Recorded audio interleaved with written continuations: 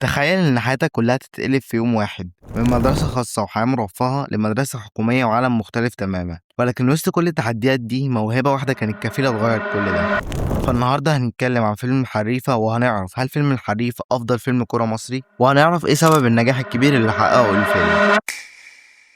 بيبدأ الفيلم إن بنشوف شباب بتلعب كورة في الشارع، وبعدها بنشوف ماجد بيحكي قصته وبيقول إن هو كان غني جدا، وعشان نتأكد من كلامه ده بقى هنرجع بالزمن. وحرفيا هنا بيبدأ الفيلم، بنشوف ماجد وهو غني وبيلعب في نادي كبير مع صحابه الأغنياء. بعدها بيتخانق ماجد مع صاحبه بسام، وبعدها ماجد بيروح البيت وبنشوف إن مامته بتقول له يجهز عشان في حفلة. وبعدها ماجد بيسأل أخته مارو الصغيرة وبيقول لها دي حفلة إيه، وبنعرف إن هي حفلة عيد ميلاد والدته. وبتبدأ الحفلة وبنشوف أبو ماجد وبنعرف إن هو عنده مشاكل في الشغل، وهنا بيتمهد لنا إيه اللي هيحصل.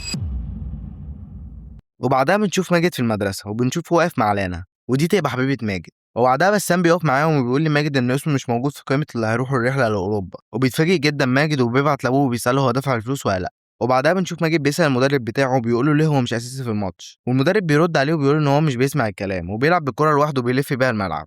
بعد كده بيجي أبو ماجد وبيقول لماجد إن هو عنده مشاكل في الشغل، واحتمال يقفل الشركة بتاعته، وإنه عليه ديون وهيبيع العربيات بتاعتهم والبيت بتاعهم ومش هيودي سفرية أوروبا وهيقعدوا عند جدته. وهنا بيديله الكلام كله في وشه خبط كده، حرفيا ماجد بيتصدم. وهنا بتبدأ حياة ماجد تتغير، وفعلا بيسيبوا البيت وبيروح عند جدتهم وبيتنقل مدرسة حكومية جديدة. ولكن ماجد ما بيبقاش عايز يروح المدرسة الجديدة، ولكن جدته بتتكلم معاه وبتخليه يروح المدرسة. وبيبدأ ماجد يشوف الاختلاف بين المدرسة بتاعته والمدرسة الجديدة، وبيخش الفصل وبيقعد على الديسك. وبعدها بنشوف حتة متضايق جدا إن ماجد قاعد مكانه. بص بقى هنا الفنان ضحك يا جدعان وهو في المشهد. طيب بقى يا فنان والله خرجتني من أم الموت، ما تضحكش تاني بقى. وبعدها بنشوف ششتاوي وبنشوف بقى عمر وماجد قاعدين مع بعض وبيحكوا له عن ششتاوي. وبعدها عيال من المدرسه بياخدوا الكاب من ماجد وبيجروا وبيتلموا عليه يضربوه. بعدها مستر شلش بيجي وياخد منهم الكاب. وركز لي بقى مع مستر شلش ده عشان هيبقى سبب في حلم ماجد. ولما بيرجع ماجد عشان يتمرن بيتخانق مع بسام، وبعدها بيتمنع ماجد من دخول النادي. وبعدها بنشوف الخناقات اللي تقريبا بتبقى يوميا بين ابوه وامه. وبعدها ميار اخته الصغيره بتقنعه بتخليه يروح المدرسه تاني، وبيروح وبيقعد مع عمر وبيساله عن شله ششتاوي، وبيقول له عمر ان ششتاوي كبير المدرسه وإن حتة دراعه اليمين. وبعدها بنشوف كريم وبنعرف إن هو اللي بيجيب لهم المعلومات وكده وبيعرف يلعب كورة كويس جدا. وبعد كده بنشوف النص وبنعرف إن هو بيحب الراب والغنى وكده يعني. وآخر واحد جربلته. وبعدها بيحكي له عمر على الأستاذ محمد شلش وبنعرف إن هو مسيطر جدا في المدرسة. وبعد كده بنلاقي ششتاوي بيجري من المدير عشان نط من فوق السور وبيخش الحمام على ماجد عشان يستخبى، وماجد بيستجدع معاه وبيمشي المدير. وفي جانب تاني بتيجي الكورة قدام ماجد وبيقعد يلعب بيها وينططها، ولعبه بيعجب ششتاوي وحد وبيخلوه يلعب معاهم. وبعدها ششتاوي بيقول له ان هو عجبه لعبه وبيقول له عايز تلعب ماتشات حقيقيه، وبيقول له ماجد وبيقول له ششتاوي عنوان المكان اللي هيلعبوا في الماتش. وفعلا بيروح ماجد المكان وبيبدا الماتش، بس ماجد بيلاقي لعب الشارع مختلف جدا، ولكن بيتعود ماجد على اللعب ده وبيجيب اول جون وبيكسبوا الماتش. وخلاص ماجد بيتعود على الاجواء والحياه الجديده، وششتاوي بيقول له ان هو هيبقى معاهم في الماتشات اللي هيلعبوها. وخلاص ماجد بقى من شله ششتاوي. وبعدها بيروح ماجد لششتاوي عشان تجديد اخته، وبيقول له ششتاوي ان هم عندهم ماتش مهم بكره وهيلعبوا على 3500 جنيه، ولكن لو كسبوا فلوس الماتش كلها هيدوها لحته عشان هم لازم تعمل عمليه ميه بيضاء. وماجد بيقول ان هو موافق عشان هم في ظهر بعض. بيروحوا الماتش وبيبقوا قدام فرقه تقيله جدا، وششتاوي بيقول لماجد ان الماتش ده لازم يكسبوه عشان حته. وفعلا بيلعبوا وبيكسبوا الماتش. وبعدها ماجد بيقول لهم ان هو اتاخد في المعاشره بتاعت فرقه الجونه، والكل بيفرح له من قلبه. ولكن بتحصل المفاجاه لما ماجد بينط من على سور المدرسه ورجله بتتصاب، وبيروح المستشفى والدكتور بيقول له لازم رجلك تتجبس. وبعدها ششتاوي وجilberto وعمر والنص وحته بيروحوا لماجد وبيقولوا له ان كريم صاحبه متقبض عليه بسبب انه كان كاتب على نفسه وصولات امانه. وششتاوي بيقول له ان ابوه قال له لو ما نجحتش هتطلع من المدرسه. وماجد بيقول لهم ان النادي استغنى عنه. وبعدها ماجد بيشوف بوست بطوله على النت وبيقول لهم ان اللي هيكسب هياخد مليون جنيه، وبيقول لهم ان لازم نقدم باسم المدرسه. وششتاوي بيقول له سهله وان المدير حبيب ابوه. وبيروحوا للمدير وبيبان جدا ان المدير حبيب ابوه لانه بيرفض اصلا وبيقول لهم هتفضحونا. ولكن بعدها عمر بيقول لهم ان مستر محمد شلش كان لاعب كوره وممكن يقنع المدير. وفعلا بيروحوا للمستر، وزي ما قلت لك ان مستر محمد شلش ليه دور كبير جدا في حلم ماجد وحلم باقي الفرقه عموما، لانه بيوافق يكلم المدير وبيقول لهم ان هو هيجيب الفرقه بتاعته وهيلعبوها، ولو هم كسبوا هيكمل معاهم. وفعلا بيجيب لهم فحول عشان يلعبوا معاهم وبيلعبوهم وبيكسبوا هم.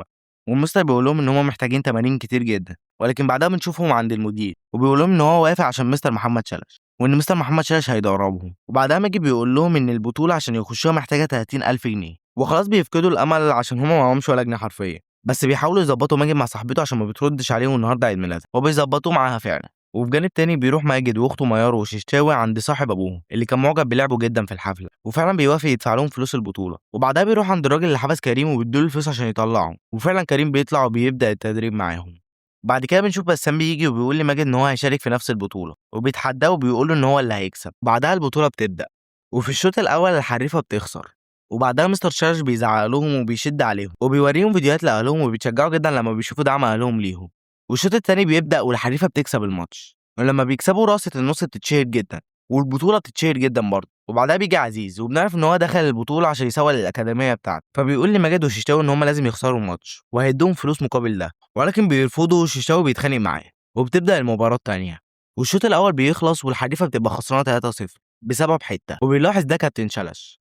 وششتاوي فعلا بيكشف حتة وبيقول له خدت كام، وبنعرف ان حتة خد 20,000 جنيه وبيتخانق معاه ششتاوي.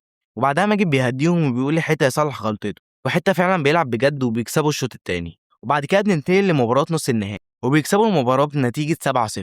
وبعدها بيجي نادر وكيل اللعيبة وبيقول لماجد ان هو عايز يتكلم معاه، وبينزل ماجد يقابله وبيقول له ان هو عايزه يوقع معاه عشان يحترف بره مصر، ولكن بيقول له ان هو هيسافر بعد يومين. وهنا بقى ماجد بيتحط تحت ضغط حرفيا، هل هيسافر وهيسيب الحريفة واخواته ولا هيكمل معاهم البطولة؟ ولكن بعدها بيروح ماجد وبيقول لهم ان هو مضى مع نادي في اوروبا والمفروض انه هيسافر بكره، وهو ما قالهمش كده بشكل دايركت يعني، بس الشتاوي هو اللي قال كده يعني.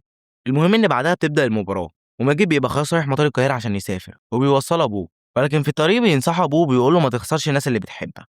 وبعدها ماجد بيفتكر كل الذكريات ما بينهم. وفي جانب تاني بنشوف الحريفه بيخسروا في الشوط الاول، وقبل الشوط التاني ماجد بيجاوب على السؤال بتاع هل هيكمل معاهم ولا هيسيبهم، لكن ماجد بيقرر يرجع ويكمل معاهم وبينزل معاهم الماتش، ورغم كل حاجة بيكسبوا البطولة. وبس كده الفيلم بيخلص.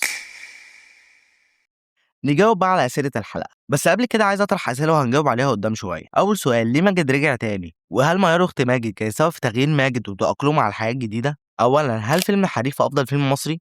الصراحة مش هقولك إن هو أفضل حاجة في التاريخ، بس بالنسبة لي هو تاني أفضل فيلم مصري اتكلم عن الكورة بعد العالمي.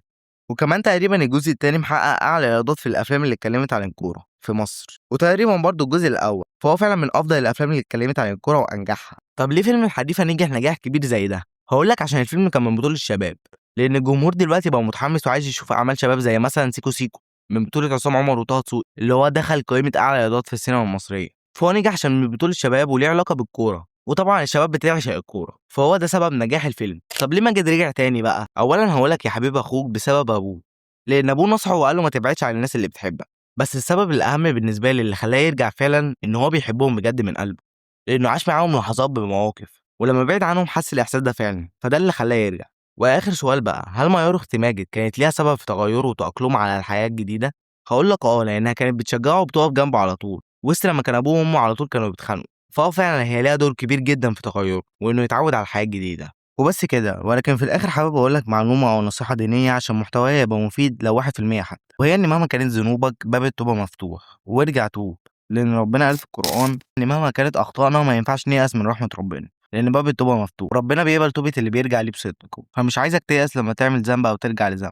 المهم لما ترجع للذنب تتوب بصدق وتحاول وتعافر ما ترجعش ليه تاني. وبس كده، اتمنى تكونوا استفدتوا. وبفكر اعمل حلقه عن احمد غزي، فلو عجبتكم الفكره قولوا لي في الكومنتات وقولوا لي عايزين نتكلم عن مين الفتره الجايه، وقولوا لي اي فيلم حابين نتكلم عنه. ما تنساش تعمل لايك واشتراك. وبس كده، اشوفك الحلقه الجايه. حبيب اخوك، سلام.